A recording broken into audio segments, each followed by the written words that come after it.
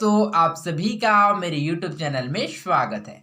आज हम पढ़ेंगे अध्याय 8 जैविक प्रक्रिया नियंत्रण एवं समन्वय, life process control and coordination का लेक्चर 5, जिसमें आज का हमारा टॉपिक है मनुष्य में हार्मोन द्वारा सूचनाओं का आवागमन, transmission of information with the help of hormone.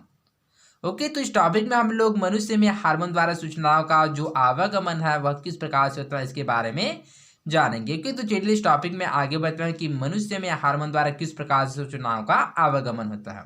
Okay, तंत्रिकाओं के अलावा हमारे शरीर में क्रियाओं के नियंत्रण में कुछ ऐसे रसायनों की भी महत्वपूर्ण भूमिका है जो हमारे रक्त के द्वारा शरीर के विभिन्न भागों तक पहुंचते हैं। ओके, तो जैसे कि हम लोगों ने तंत्रिका के बारे में जाना था, जो पिछले लेक्चर जैसे कि पिछले 4th लेक्चर में हम लोगों ने जैसे कि संवेदी तंत्रिका के बारे में जाना था, प्रेरक तंत्रिका के बारे में जाना था। अतः तंत्रिकाओं के अलावा हमारे शरीर में क्रियाओं के नियंत्रण में कुछ ऐसे रसायन भी होते हैं जो महत्वपूर्ण भूमिका निभाते हैं। ओके, जो हमारे रक्त के द्वारा शरीर के विभिन्न भागों तक पहुंचते हैं। ये मुख्य रूप से प्रोटीनी पदार्थ होते हैं। ओके, तो ये किस प्रकार के पदार्थ होते हैं? तो ये मुख्य रूप से जो प्रोटीनी पदार्थ होते हैं, इन्हें हार्मोन कहा जाता है। ओके, तो जिसे हार्मोन कहा जाता है, तो हार्मोन किसे कहा जाता है? तो इसमें आप लोग याद रखिएगा कि तंत्रिकाओं के अलावा हमारे शरीर में क्रियाओं के नियंत्रण में कुछ ऐसे रसायनों की भी महत्वपूर्ण भूमिका होती है जो हमारे रक्त के द्वारा शरीर के विभिन्न भागों तक पहुंचता है। ये मुख्य रूप से प्रोटीनी पदार्थ होता है जिन्हें हार्मोन कहा जाता है। यह यूनानी शब्द है जिसका अर्थ है गति प्रदान करना। ओके, तो इसको भी याद रखिएगा कि जो हार्मोन क्या है, तो हमें जो हार्मोन वर्ड कहाँ से आया है, तो यह एक हार्मोन यूनानी शब्द है जिसका अर्थ होता है गति प्रदान करना। हार्मोन विभिन्न अंगों की गतिविधियों के बीच कड़ियाँ जोड़ने वाला प्रमुख एजेंट होगा। तो इस प्रकार जो हार्मोन होता है विभिन्न अर्थात हमारे बहुत सारे अंगों की मध्य गतिविधियों के बीच कड़ियाँ जोड़ने वाला एक प्रमुख एजेंट होता है। ओके, तो चलिए आगे बढ़ते हैं। हार्मोन द्वारा समन्वय के उदाहरण इस प्रकार है। ओके, तो हार्मोन के द्वारा किस प्रकार से समन्वय होता है, तो इसके उदाहरण कुछ इस प्रकार से हैं। ओके, तो चलिए इसको समझते हैं। हमारे अग्नाशय है जिसको इंग्लिश में पैंक्रियाज भी बोला जाता है। ओके, तो हमारा अग्नाशय या पैंक्रियाज में पाचन क्रिया के लिए बनने वाले रसायनों के अलावा इंसुलिन नामक का एक हार्मोन बनता है। ओके, तो जो हमारे अग्नाशय में क्या होता है, पाचन क्रिया के अलावा जो बनने वाले रसायन के अलावा क्या है, इंसुलिन नाम का एक हार्मोन बनता है। इंसुलिन ना तो हमारा शरीर शक्कर का उपयोग नहीं कर सकता। ओके, तो जो इंसुलिन यदि नहीं हो तो क्या होता है, जो हमारा शरीर है वह शक्कर का उपयोग नहीं कर सकता है। इंसुलिन की अनुपस्थिति में हमारे वृक्क रक्त में उपस्थित शक्कर को मूत्र के साथ बाहर निकाल देते हैं और हम मधुमेह या डायबिटीज के शिकार हो जाते हैं। ओके, तो इस प्रकार से यदि इंसुलिन की अनुपस्थिति, यदि हमारे शरीर में इंसुलिन नहीं होगा तो इस स्थिति में क्या होता है कि जो हमारे वृक्क होता है अर्थात जो किडनी होता है वह रक्त में उपस्थित शक्कर को मूत्र के साथ हमारे शरीर से बाहर निकाल देते हैं, जिसके कारण क्या होता है, मधुमेह या डायबिटीज के शिकार हो जाते हैं। दूसरी ओर यदि इंसुलिन बहुत अधिक मात्रा में हो तो और अधिक घातक होता है। यदि इंसुलिन की जो मात्रा है वह अधिक हो तो और अधिक घातक होता है। यदि किसी व्यक्ति के शरीर में इंसुलिन की ज़्यादा मात्रा का इंजेक्शन दे दिया जाए तो उसका यकृत रक्त से सारी शक्कर ले लेता है, जिससे मस्तिष्क को शक्कर नहीं मिल पाती और स्थिति गंभीर हो जाता है। ओके, तो इस प्रकार से यदि किसी व्यक्ति के शरीर में क्या होता है, जो इंसुलिन की जो ज़्यादा मात्रा का इंजेक्शन दे दिया जाए तो उसका जो यकृत होता है अर्थात जो लीवर होता है वह रक्त से सारी शक्कर को क्या कर लेता है, ले लेता है, जिससे मस्तिष्क को क्या करता है, पर्याप्त शक्कर नहीं मिल पाता और स्थिति गंभीर हो जाता है। यह सच है कि शरीर की प्रत्येक कोशिका को इंसुलिन की आवश्यकता होती है, मगर यह भी जरूरी है कि इसकी एकदम सही मात्रा शरीर में रहे। इसलिए प्रत्येक कोशिका में इंसुलिन बनाने के स्थान पर यह एक ही अंग अग्नाशय में तंत्रिका तंत्र के नियंत्रण से बनता है। ओके, तो इस प्रकार से क्या होता है, जो हमारे शरीर में क्या होता है, जो इंसुलिन की जो मात्रा है निश्चित मात्रा का होना आवश्यक होता है। ओके, यदि इससे ज़्यादा होगा फिर भी क्या होता है, हमारे लिए हानि होता है, यदि कम होगा फिर भी इसके लिए हमारे लिए हानि होता है। तो आज इस प्रकार से जो इंसुलिन का जो मात्रा होता है वह हमारे शरीर में क्या होता है, एक समुचित होना चाहिए, ताकि क्योंकि यह एक ही अंग अग्नाशय में तंत्रिका तंत्र के नियंत्रण से बनता है। इसलिए प्रत्येक कोशिका में इंसुलिन बनाने के स्थान पर यह एक ही अंग अग्नाशय में तंत्रिका तंत्र के नियंत्रण से बनता है। ओके, तो इंसुलिन कैसे बनता है, तो यह अग्नाशय में तंत्रिका तंत्र के नियंत्रण से ही बनता है। चित्र 9, हार्मोन स्रावित करने वाले कुछ अंगों के। तो चलिए हमारे जो शरीर है, जो हमारे बॉडी पार्ट्स है उसमें जो हार्मोन करने वाले कौन कौन से जो ग्रंथ जो कौन कौन सी ग्रंथि है उसके बारे में समझता है, जैसे कि हार्मोन स्रावित करने वाले कुछ अंग। तो चलिए इसको समझते हैं कि जो हमारे बॉडी हमारे शरीर में कौन कौन से जो अंग होता है वह हार्मोन को स्रावित करता है। जैसे कि पीयूष ग्रंथि होता है, जो जैसे कि आप देख सकते हैं हम माइंड के प्रदर्शित कर रहा था, इस प्रकार से ये जो पीयूष ग्लैंड था, जो पीयूष ग्रंथि वो पाया जाता है। यह पैराथायराइड है, ये गले के पास पाया जाता है। ठीक उसी प्रकार थायराइड उसके नीचे पाया जाता है। ये जो यह एड्रिनल ग्रंथि है, इसके नीचे अग्नाशय है। और ये क्या है, महिलाओं में पाए जाने वाले क्या है, अंडाशय। ये क्या करता है, हार्मोन का स्रावित करता है। ठीक इसी प्रकार क्या होता है, जो पुरुष में पाए जाने वाले क्या है, वृषण, यह भी क्या करता है, हार्मोन का स्रावित करता है। ओके,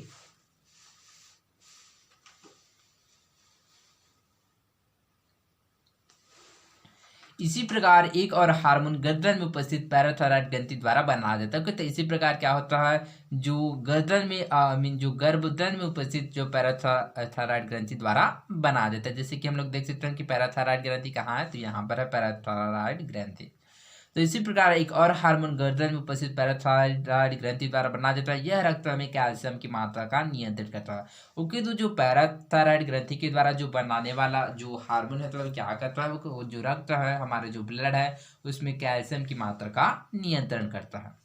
यदि यह हार्मोन बहुत कम हो तो रक्त में कैल्शियम की मात्रा बहुत कम हो जाता है और मांसपेशियों में विचित्र ऐंठन होती है। ओके, यदि हमारे जो रक्त था, जो हमारे बॉडी में यदि कैल्शियम की मात्रा कम हो तो इस स्थिति में क्या होता है, तो मांसपेशियों में विचित्र ऐंठन होता है। संभवतः हड्डियां रक्त से कैल्शियम को सोखती है। तो इस प्रकार से क्या, जो हड्डियां होता है रक्त से कैल्शियम को सोखता है। यदि यह हार्मोन बहुत अधिक हो तो हड्डियां घुलने लगती है और रक्त में कैल्शियम की मात्रा बहुत बढ़ जाती है। दोनों ही स्थितियां जानलेवा हो सकती है। अर्थात इस प्रकार से इसका जो मात्रा, यदि जो कैल्शियम का मात्रा यदि अधिक हो जाता है, फिर भी ये क्या होता है, हड्डी का होने लगता है, घुलने लगता है। अर्थात जिस प्रकार से हम लोगों ने इंसुलिन के बारे में जाना था कि इंसुलिन यदि कम या फिर ज़्यादा हो जाए तो इस स्थिति में हमारे लिए हानिकारक हो जाता है। ठीक इसी प्रकार क्या होता है, जो कैल्शियम यह भी क्या होता है, हमारे लिए हानिकारक होता है। यदि मात्रा से कम एवं मात्रा से ज़्यादा, यदि हमारे जो आवश्यकता अनुसार से यदि अधिक हो जाए या फिर कम हो जाएगा तो इस स्थिति में क्या होता है, बहुत ही हमारे लिए खतरनाक साबित हो सकता है। ओके, अर्थात इसका भी क्या होता है, निश्चित क्या होता है, इसका भी एक क्या होता है, जो जैसे कि जो कैल्शियम है उसको भी क्या होता है, निश्चित मात्रा में होना आवश्यक होता है। क्या पैराथायराइड हार्मोन के स्रावित होने से भी तंत्रिकाओं की भूमिका होती है?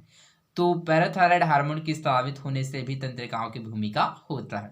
क्यों? क्योंकि हम लोगों ने जैसा ही कि पढ़ा था कि जो सूचनाओं का आवागमन किस प्रकार से होता है, तो वह तंत्र के द्वारा होता है, संवेदी तंत्रिका एवं प्रेरक तंत्रिका। अर्थात जैसे कि हम लोग जानते हैं कि जो सूचनाओं का क्या होता है, आवागमन क्या होता है, एक समन्वय के द्वारा होता है, अर्थात नियंत्रण एवं समन्वय के द्वारा होता है। अर्थात इस प्रकार से आपस में क्या होता है, एक दूसरे से तालमेल से जुड़े होता है। अर्थात इस प्रकार से हम लोग कह सकते हैं कि पैराथायराइड हार्मोन के स्रावित होने में भी तंत्रिकाओं की भूमिका होता है। ओके, गर्दन में ही एक अन्य ग्रंथि थायराइड स्थित होती है। ओके, तो जैसे कि हम लोग देख सकते हैं पैराथायराइड के नीचे क्या होता है, थायराइड स्थित होता है। तो गर्दन में एक ही अन्य गर्दन में ही एक अन्य ग्रंथि थायराइड स्थित होते हैं, इससे एक हार्मोन थायरॉक्सिन का निर्माण होता है। ओके, तो जो थायराइड ग्लैंड था, थायराइड ग्रंथि है, उसके किसका निर्माण होता है, वह थायरॉक्सिन का निर्माण होता है। थायरॉक्सिन हार्मोन का निर्माण होता है। यह हार्मोन शरीर में ऑक्सीकरण की क्रिया को बढ़ावा देता है। जो थायरॉक्सिन का काम क्या होता है, तो थायरॉक्सिन का जो मेन वर्क अर्थात जो मेन काम होता है, ये हमारे शरीर में क्या करता है, ऑक्सीकरण की क्रिया को बढ़ावा देता है। अन्यथा ऑक्सीकरण एकदम न्यूनतम स्तर पर रहता है। ओके, तो इस प्रकार यदि यह क्रिया नहीं होता, ऑक्सीकरण की जो एकदम जो क्रिया होता है वह न्यूनतम स्तर पर होता है। यह हार्मोन कम हो तो व्यक्ति मोटा और सुस्त हो जाता है। कि यदि जो हार्मोन, ये जो क्या हो, कौन सा हार्मोन, तो यह थायरॉक्सिन हार्मोन, कौन सा, थायरॉक्सिन। तो यदि थायरॉक्सिन हार्मोन कम हो तो इस स्थिति में क्या होता है, जो व्यक्ति होता है मोटा हो जाता है और सुस्त हो जाता है।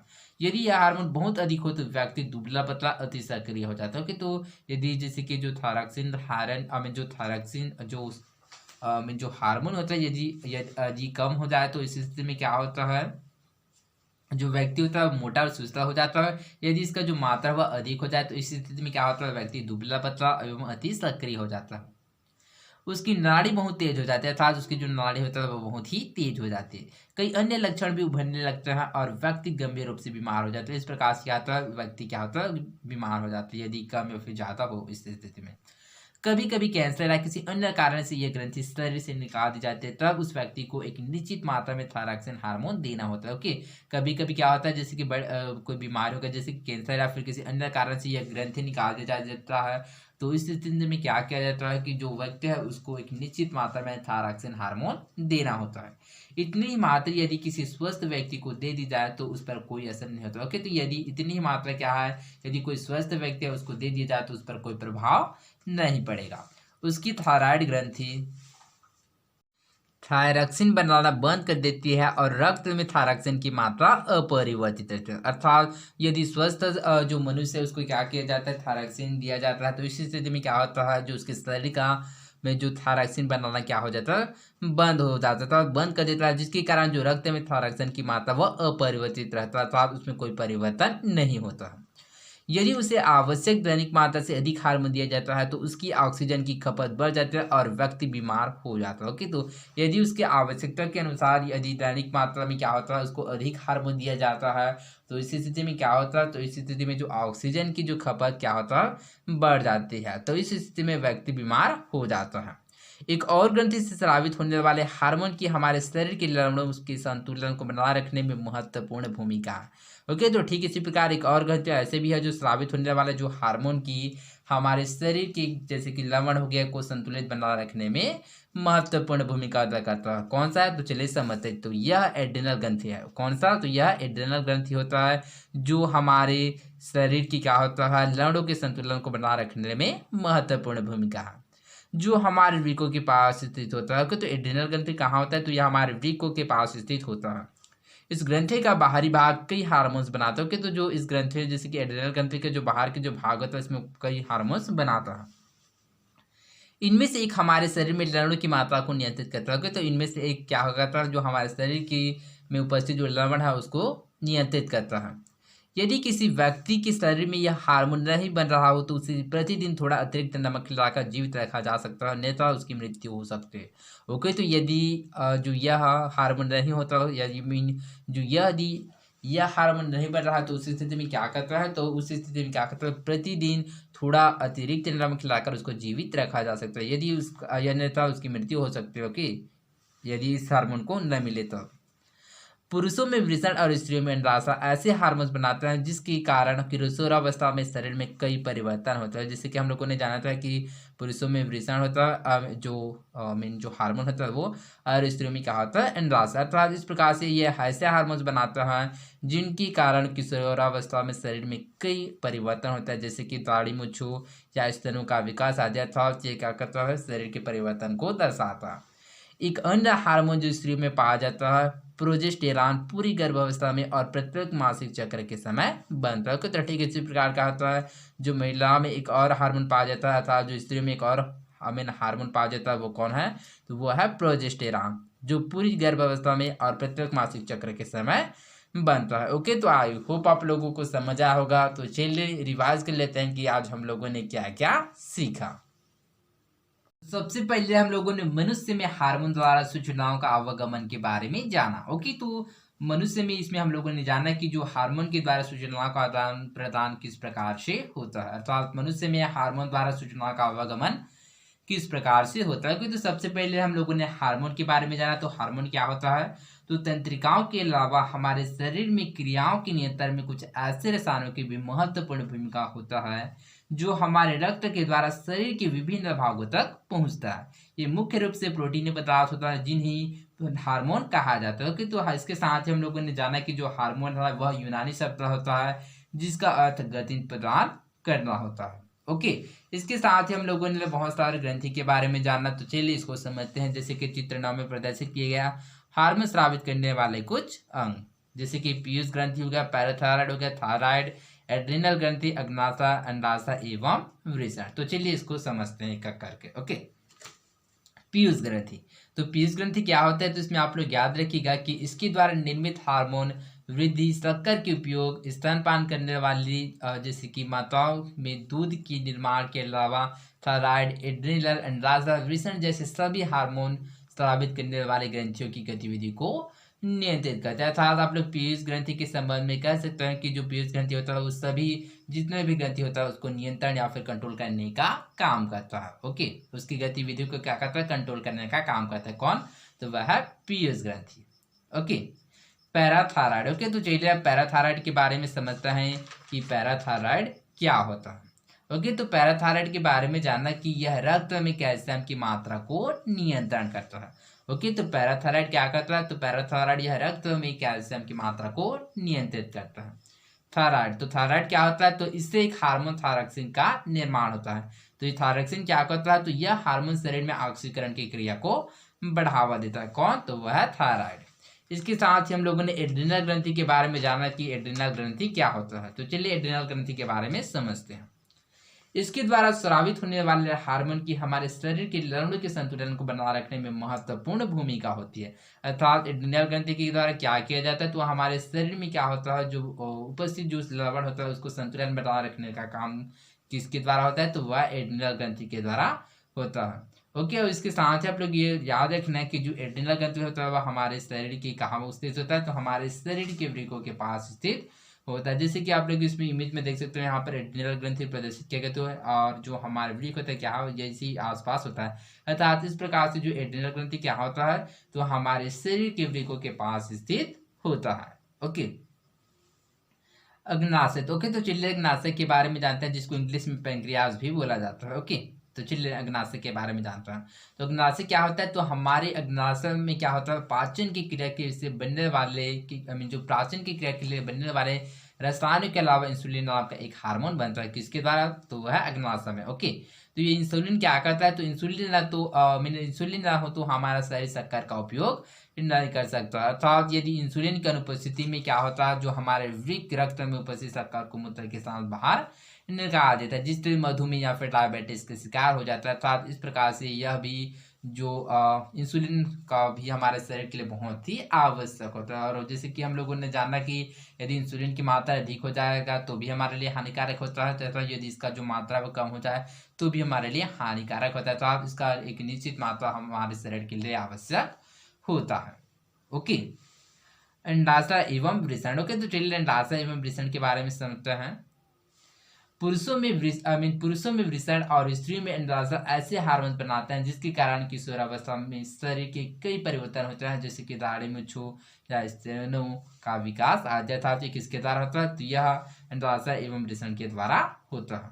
ओके, वृषण किस में पाया जाता है, तो वह पुरुषों में पाया जाता है और अंडाशय महिलाओं या फिर स्त्रियों में पाया जाता है। ओके, इसके साथ ही हम लोगों ने प्रोजेस्टेरॉन के बारे में जाना कि प्रोजेस्टेरॉन क्या होता है। तो आप लोग प्रोजेस्टेरॉन के बारे में इसके संबंध में याद रखना कि यह एक अन्य हार्मोन होता है जो स्त्रियों में पाया जाता है। कौन, तो वह है प्रोजेस्टेरॉन। कौन सा, तो वह है प्रोजेस्टेरॉन। ओके, प्रोजेस्टेरॉन, इसको याद रखिएगा कौन सा, तो यह है प्रोजेस्टेरॉन। तो प्रोजेस्टेरॉन एक अन्य हार्मोन है जो स्त्री में पाया जाता है, जो पूरी गर्भावस्था में और प्रत्येक मासिक चक्र के समय बनता है। ओके, तो आई होप आप लोगों को समझ आया होगा। तो आज के लिए बस इतना ही, मिलते हैं अगले वीडियो में। धन्यवाद।